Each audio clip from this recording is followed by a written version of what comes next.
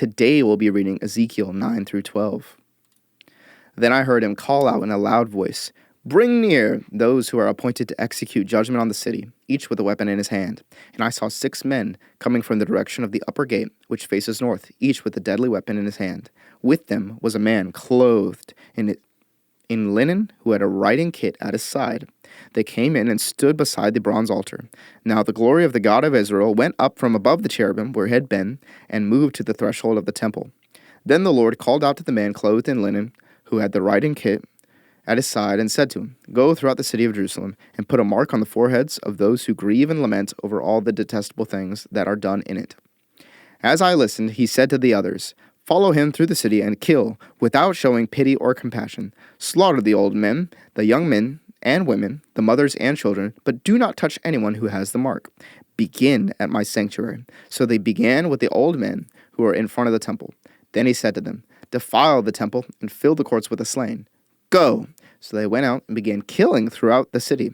While they were killing and I was left alone, I fell face down crying, "Alas, sovereign Lord! Are you going to destroy the entire remnant of Israel in this outpouring of your wrath on Jerusalem?" He answered me, "The sin of the people of Israel and Judah is exceedingly great. The land is full of bloodshed, and the city is full of injustice.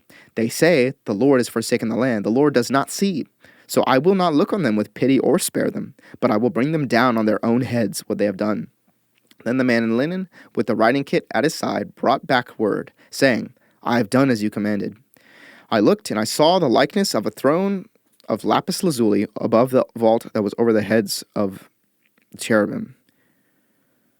The Lord said to the man clothed in linen, "Go in among the wheels beneath the cherubim. Fill your hands with burning coals from among the cherubim, and scatter them over the city." And as I watched, he went in.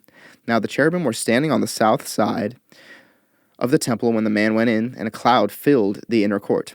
Then the glory of the Lord rose from above the cherubim and moved to the threshold of the temple. The cloud filled the temple, and the court was full of the radiance of the glory of the Lord. The sound of the wings of the cherubim could be heard as far away as the outer court, like the voice of God Almighty when he speaks. When the Lord commanded the man in linen, "Take fire from among the wheels, from among the cherubim," the man went in and stood beside a wheel. Then one of the cherubim reached out his hand to the fire that was among them. He took up some of it and put it into the hands of the man in linen, who took it and went out. Under the wings of the cherubim, who could be seen what looked like human hands. I looked, and I saw beside the cherubim 4 wheels, one beside each of the cherubim. The wheels sparkled like topaz. As for their appearance, the 4 of them looked alike. Each was like a wheel intersecting a wheel. As they moved, they would go in any one of the 4 directions the cherubim faced. The wheels did not turn about as the cherubim went. The cherubim went in whatever direction the head faced, without turning as they went. Their entire bodies, including their backs, their hands, and their wings, were completely full of eyes, as were their 4 wheels. I heard the wheels being called the whirling wheels. Each of the cherubim had 4 faces. One face was that of a cherub, the second the face of a human being, the third the face of a lion, and the 4th the face of an eagle. Then the cherubim rose upward. These were the living creatures I had seen by the Kabar River. When the cherubim moved, the wheels beside them moved, and when the cherubim spread their wings to rise from the ground, the wheels did not leave their side. When the cherubim stood still, they also stood still, and when the cherubim rose, they rose with them, because the spirit of the living creatures was in them. Then the glory of the Lord departed from over the threshold of the temple and stopped above the cherubim. Their wings rose from the ground, and as they went, the wheels went with them. They stopped at the entrance of the east gate of the Lord's house, and the glory of the God of Israel was above them. These were the living creatures I had seen beneath the God of Israel by the Kabar River, and I realized that they were cherubim. Each had 4 faces and 4 wings, and under their wings was what looked like human hands. Their faces had the same appearance as those I had seen by the Kabar River. Each one went straight ahead. Then the Spirit lifted me up and brought me to the gate of the house of the Lord that faces east. There at the entrance of the gate were 25 men, and I saw among them Jezaniah, son of Azar, and Pelatiah, son of Benaiah, leaders of the people. The Lord said to me, "Son of man, these are the men who are plotting evil and giving wicked advice in this city. They say, 'Haven't our houses been recently rebuilt? This city is a pot, and we are the meat in it. Therefore, prophesy against them. Prophesy, son of man.' Then the Spirit of the Lord came on me, and he told me to say, 'This is what the Lord says. This is what you are saying, you leaders of Israel, but I know what is going through your mind. You have killed many people in this city and filled its streets with the dead. Therefore, this is what the sovereign Lord says. The bodies you have thrown there are the meat, and this city is the pot, but I will drive you out of it. You fear the sword, and the sword is what I will bring against you, declares the sovereign Lord. I will drive you out of the city and deliver you into the hands of foreigners and inflict punishment on you. You will fall by the sword, and I will execute judgment on you at the borders of Israel. Then you will know that I am the Lord. This city will not be a pot for you, nor will you be a meat in it. I will execute judgment on you at the borders of Israel, and you will know that I am the Lord. For you have not followed my decrees or kept my laws, but have conformed to the standards of the nations around you. Now as I was prophesying, Pelatiah, son of Benaiah, died. Then I fell face down and cried out in a loud voice, Alas, sovereign Lord, will you completely destroy the remnant of Israel?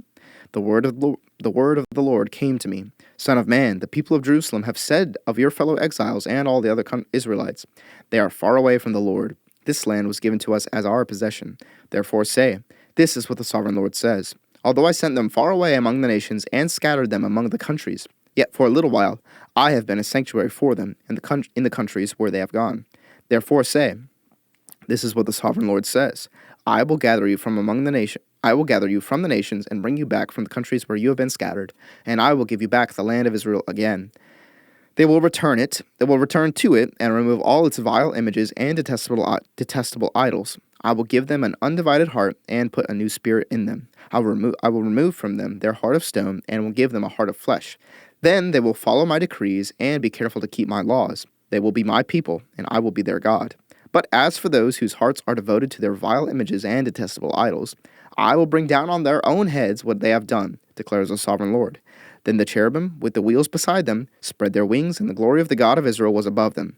The glory of the Lord went up from within the city and stopped above the mountain east of it.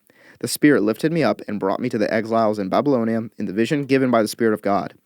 Then the vision I had seen went up from me, and I told the exiles everything the Lord had shown me. The word of the Lord came to me. Son of man, you are living among a rebellious people. They have eyes to see, but do not see, and ears to hear, but do not hear, for they are a rebellious people. Therefore, son of man, pack your belongings for exile and in the daytime. For exile and in the daytime, as they watch, set out and go from where you are to another place. Perhaps they will understand, though they are a rebellious people. During the daytime, while they watch, bring out your belongings packed for exile. Then in the evening, while they are watching, go out like those who go into exile. While they watch, dig through the wall and take your belongings out through it. Put them on your shoulder as they are watching, and carry them out at dusk. Cover your face so that you cannot see the land, for I have made you a sign to the Israelites. So I did as I was commanded. During the day, I brought out my things packed for exile. Then in the evening, I dug through the wall with my hands. I took my belongings out at dusk, carrying them on my shoulders while they watched. In the morning, the word of the Lord came to me. Son of man, did not the Israelites, that rebellious people, ask you, What are you doing? Say to them, This is what the sovereign Lord says. This prophecy concerns the prince in Jerusalem and all the Israelites who are there. Say to them, I am a sign to you. As I have done, so it will be done to them. They will go into exile as captives. The prince among them will put his things on his shoulder at dusk and leave, and a hole will be dug in the wall for him to go through. He will cover his face so that he cannot see the land. I will spread my net for him, and he will be caught by my snare. I will bring him to Babylonia, the land of the Chaldeans, but he will not see it, and there he will die. I will scatter to the winds all those around him, his staff and all his troops, and I will pursue them with drawn sword. They will know that I am the Lord, when I disperse them among the nations and scatter them through the countries. But I will spare a few of them from the sword, famine, and plague, so that in the nations where they go they may acknowledge all their detestable practices. Then they will know that I am the Lord. The word of the Lord came to me. Son of man, tremble as you eat your food, and shudder in fear as you drink your water. Say to the people of the land, This is what the sovereign Lord says about those living in Jerusalem and in the land of Israel. They will eat their food in anxiety and drink their water in despair, for their land will be stripped of everything in it because of the violence of all who live there. The inhabited towns will be laid waste, and the land will be desolate. Then you will know that I am the Lord. The word of the Lord came to me. Son of man, what is this proverb you have in the land of Israel? The days go by, and every vision comes to nothing. Say to them, This is what the sovereign Lord says. I'm going to put an end to this proverb, and they will no longer quote it in Israel. Say to them, The days are near when every vision will be fulfilled. For there will be no more false visions or flattering divinations among the people of Israel. But I, the Lord, will speak what I will, and it shall be fulfilled without delay. For in your days, you rebellious people, I will fulfill whatever I say, declares the sovereign Lord. The word of the Lord came to me. Son of man, the Israelites are saying, the vision he sees is for many years from now, and he prophesies about the distant future. Therefore say to them, this is what the sovereign Lord says. None of my words will be delayed any longer. Whatever I say will be fulfilled, declares the sovereign Lord.